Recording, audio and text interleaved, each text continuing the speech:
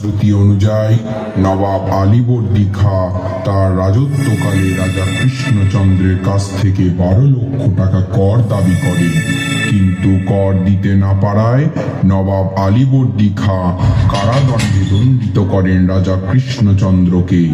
রাজাকে বন্দি করে নিয়ে যাওয়া হয় মুর্শিদাবাদে। বিজয়া দশমীর দিন রাজা কৃষ্ণচন্দ্রকে মুক্ত করা হয় এবং নদীপথে প্রত্যাবর্তন করেন কৃষ্ণনগরের দিকে।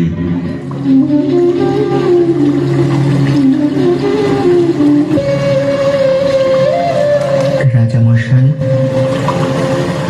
বলো নবীন। আপনার শরীর অসুস্থ এবং কৃষ্ণনগর পথ যে এখনো অনেকটা। আপনি বিশ্রাম করুন। আজ যে আমার মনটা বড় বিচলিত করছে। কেন রাজামশাই? তুমি শুনতে পাচ্ছ না মায়ের সেই বিসর্জনের ঢাকের শব্দ?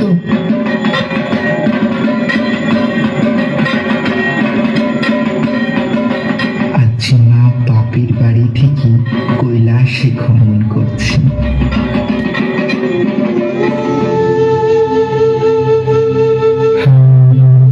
আমি প্রত্যেক বছর মায়ের কৃপায় মাকে পুজো করি, মায়ের আরাধনা করি।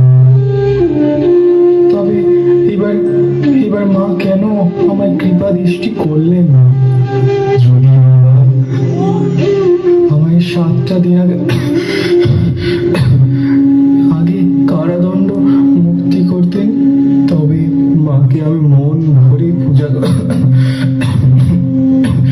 রাজামশাই, আপনার শরীর অসুস্থ, আপনি বিশ্রাম করুন। এই বছর রাজা কৃষ্ণচন্দ্র মাকে আরাধনা করতে না পারায় অত্যন্ত দুঃখিত, ক্লান্ত, বিষণ্ণ হয়ে রাজা ঘুমিয়ে পড়েন।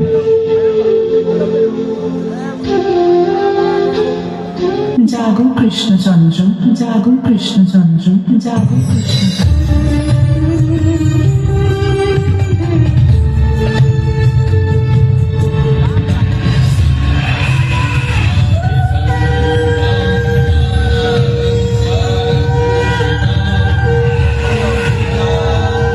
হে রাজন, আমি স্বয়ং চণ্ডী, আমি গোটা বিশ্ব ব্রহ্মাণ্ডকে ধারণ করি।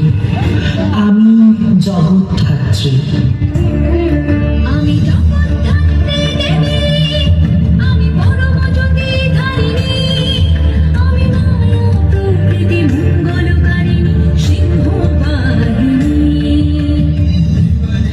তুমি আমার শারদীয়া পুজো করতে পারোনি বলে দুঃখ করো না।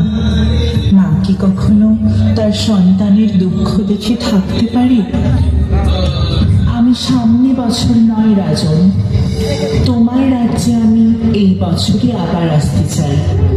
আগামী কার্তিক মাসের শুক্লপক্ষের পুণ্যতিথিতে আমার সিংহ বাহিনী চতুর্ভুজা রূপের পুজো করবে তুমি। তোমার দ্বারা পূজিতা এই রূপ বিশ্ব সংসারে জগৎধাত্রী নামে খ্যাত অর্জন করবে।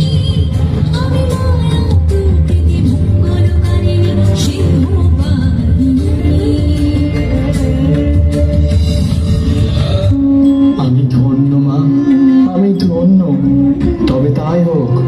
শ্রীরামচন্দ্র শরৎকালে যেমন অকাল বোধন করেছেন, তেমন আমি কার্তিক মাসের শুক্লপক্ষের সেই পূর্ণ তিথিতে তোমার বোধন করব। জয় মা জগদ্ধাত্রীর জয়, জয় মা জগদ্ধাত্রীর জয়।